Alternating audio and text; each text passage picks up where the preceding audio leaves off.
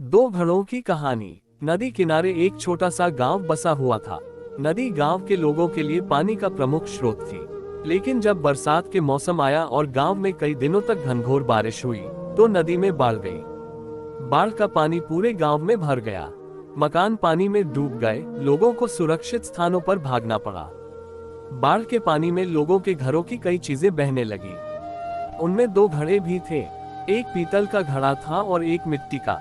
दोनों ही घड़े पानी में खुद को बचाने का प्रयत्न कर रहे थे। पीतल के कठोर और मजबूत घड़े ने जब मिट्टी के कमजोर घड़े को संघर्ष करते देखा, तो सोचने लगा कि मिट्टी का ये कमजोर घड़ा आखिर कब तक खुद को डूबने से बचा पाएगा। मुझे इसकी सहायता करनी चाहिए।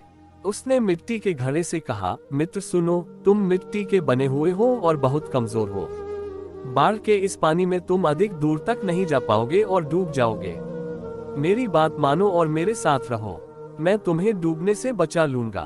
मिट्टी के घड़े ने पीतल के घड़े को देखा और उत्तर दिया, मित्र, तुम्हारी सहायता के प्रस्ताव के लिए धन्यवाद, लेकिन मेरा तुम्हारे आसपास रहना मेरे सलामती के लिए उचित नहीं है। तुम ठहरे पीतल के बने घड़े और मैं मिट्टी का घड़ा। तुम बहुत कठोर और मजबूत हो। अगर तुम मुझसे टकरा गए तो मैं तो चकनाचूर हो जाऊंगा। इसलिए तुमसे दूर रहने में ही मेरी भलाई है। मैं स्वयं ही खुद को बचाने का प्रयास करता हूँ। भगवान ने चाहा तो किसी तरह किनारे तक पहुँच ही जाऊंगा।